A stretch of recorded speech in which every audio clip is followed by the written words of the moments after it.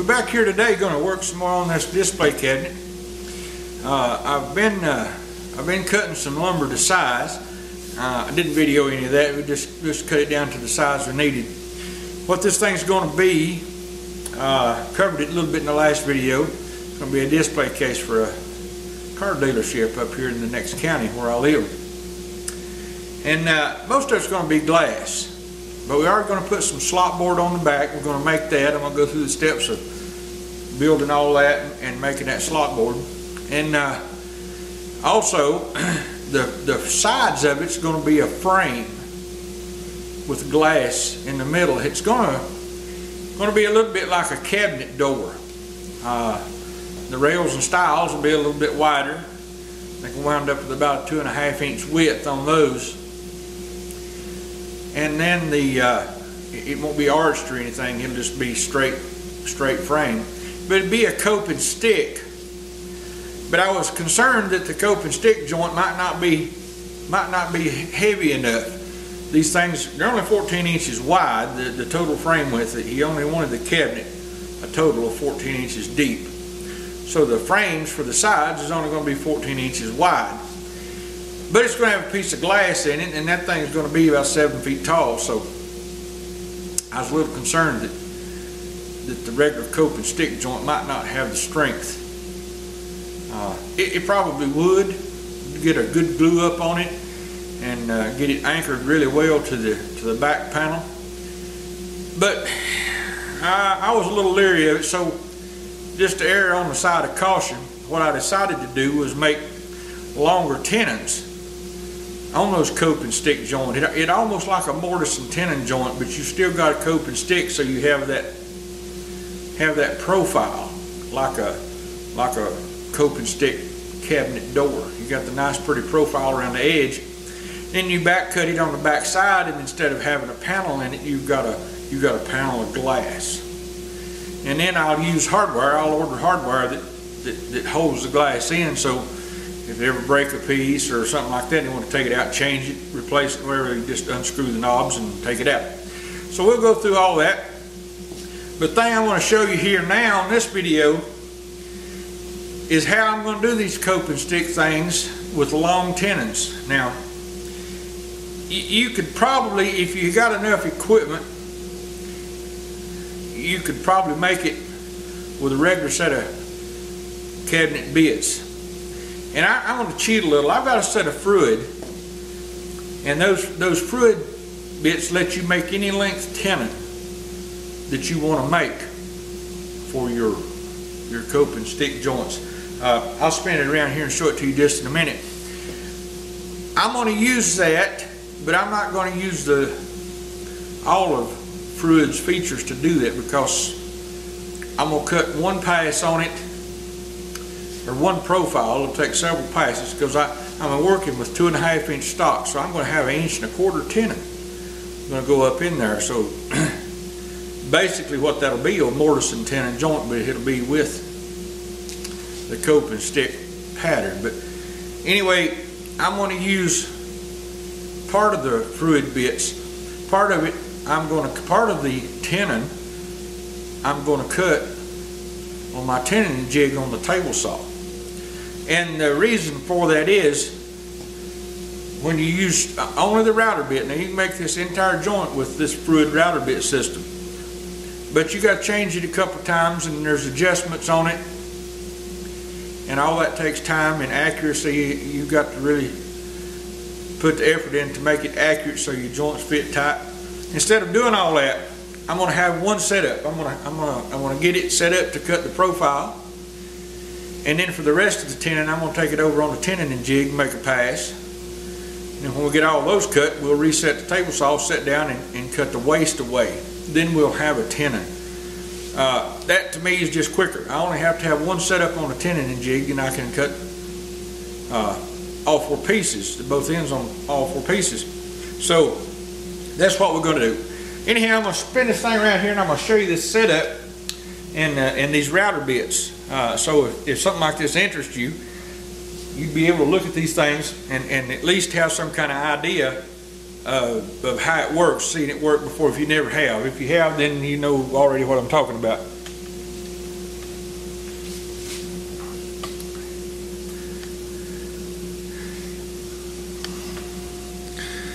All right, now this is my router table that's got my anchor fence on it. Let me get these. Set this to the side for the moment.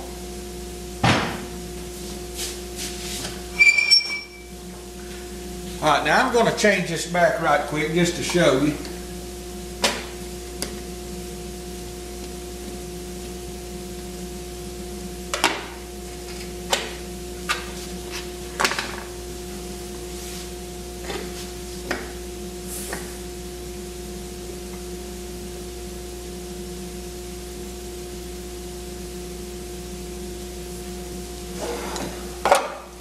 Now what this is, if we can see it here, guess I'll get it close enough. Do a little zoom work here. hard to do it all. Now what this is just a regular set of fluid router bits. It's they're a cabinet maker bit. They do cope and stick, raised panel lower. But what makes these special is the way Fluid designed them. They come apart, and like I said, they cut these long tenons. So this is laid down and cut cross grain. This one here is laid down and cut with the grain. That's two different cutters. This cutter here cuts across the grain. I've already got the other cutter set up. I'm using it in the shaper, and of course I'll show that when we get ready to cut those pieces. But what this does, see, this is your tenon, and on a typical cope and stick joint, this tenon is about 3/8 of an inch long. That's how deep this groove is. And it's a 1/4 inch wide. Normally you can adjust the width. You can on these fluid bits, shaper cutters, that sort of thing. Some of them is not adjustable, but most are. So anyhow, the tenon is only 3/8 of an inch long. So we want this thing longer. We want it 1 1/4 inches long. So what you do with these things, you set up. Now I use a coping sled. That's what we took away a while ago. It's a woodpecker. Anyway, your piece goes in here, and it sets it, and then it rides along the fence. And you've got handles to hold to. Keep your hands away from the blade, because it's pretty. If you've never done this, it's a pretty hairy experience to be doing end grain on a router bit like this. You just can't. You've got no support to do it freehand. If your router table has a miter slot and you use a miter gauge, that helps tremendously. I have seen people take a big scrap of wood, piece of plywood or something, and put a handle on it and push it from the back, keep it against the fence. But I like to use the coping sled. It just works really well for me, and it all depends.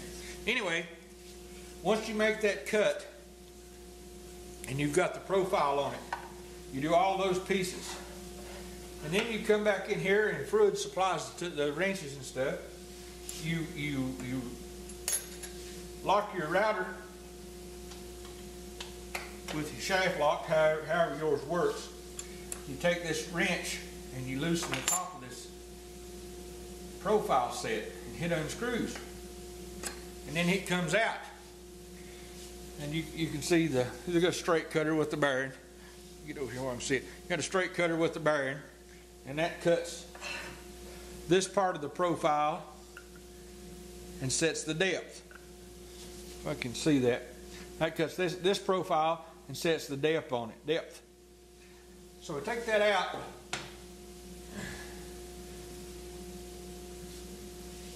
And what we do, the kit comes with a plug. And that's all it is to keep the dust and stuff out. So you screw that plug back in there. You tighten it up.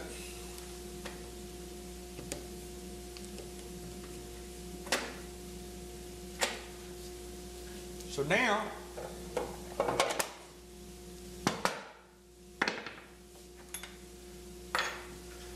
what we do, we come back in here. We've already got this thing set for the profile.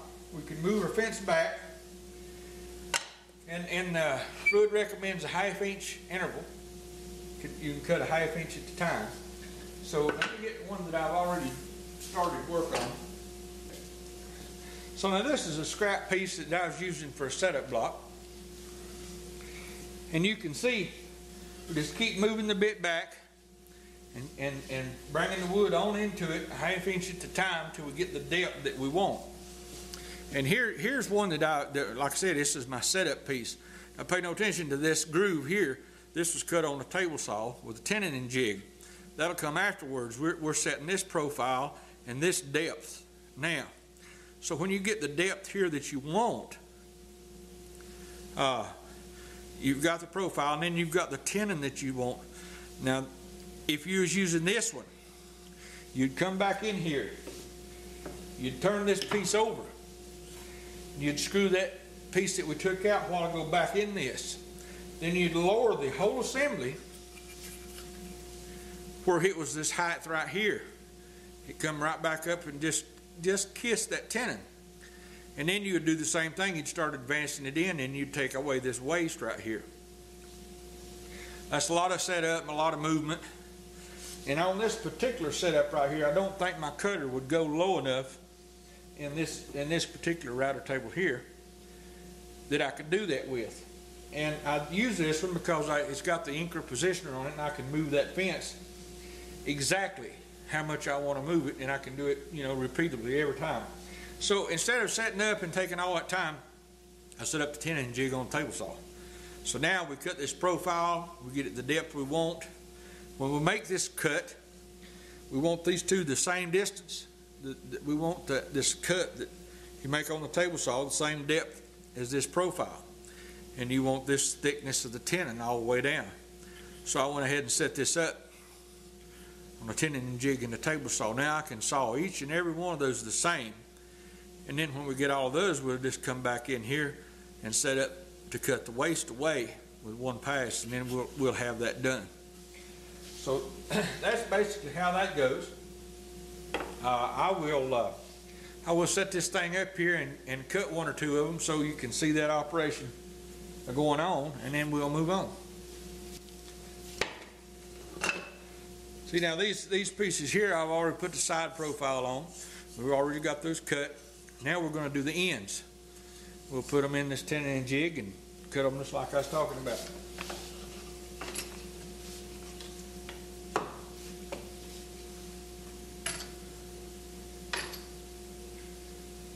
They make these coping sleds all different sizes, and some of them's got quick clamps. They work well. In fact, I've got one of those. I think I bought from one of the woodworking supply houses. The reason I like the woodpecker, it's adjustable. These things move. You can do any width up to about 4.5 inches. You can put some scrap pieces in it. You can do arch pieces without much trouble. A little backer in it on each side of the thing, or where the arch is.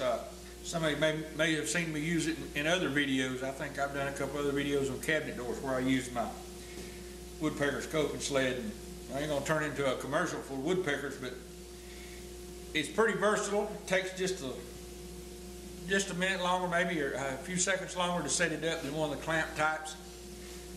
But you can do so much more with it, and it fits my working style. I do all kinds of different doors and custom things that people might not normally want, and so it works out for me. So anyway, we're going to turn the dust collection on and get this router running, and we'll show you how this works with a couple of passes. We'll do both ends of this thing, and then we'll move on to the next step.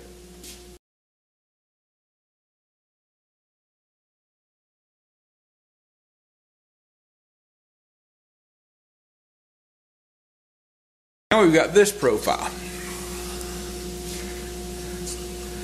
Now what we'll do, we'll keep on cutting until we get that back where we need it.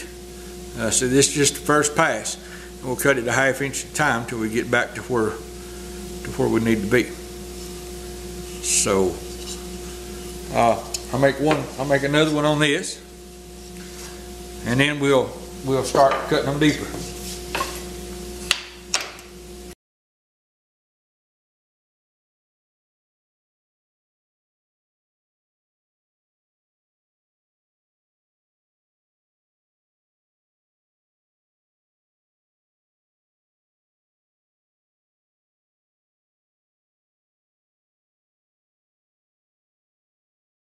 Okay, now we've got Okay, now we've got all 4 pieces cut with the profile. Now what we're going to do is we're going to start moving this fence back in 1/2 inch increments, and we're going to start getting up there toward the depth that we want. I don't know. Let's see. I think move the camera over here. I think I did a video on the anchor positioner. Of course, you're looking at it from the back side. It's upside down. But I may do another one in the future. I've got a request for some more jewelry boxes, and when I get caught up to that point, I'm certainly going to video those, because we're going to do some fancy joinery with it. We're going to do some dovetails, some double dovetails, corner post, all kinds of fancy joinery that you can do with an anchor positioner. We'll be doing some of that on the next jewel box project. But anyhow, now we're working on this, and I use this thing for a lot. And the reason being is the repeatability and the accuracy of it. It's just unmatched. So anyhow, let me get back around here. And, what we're going to start doing here is start moving it 1/2 inch at a time.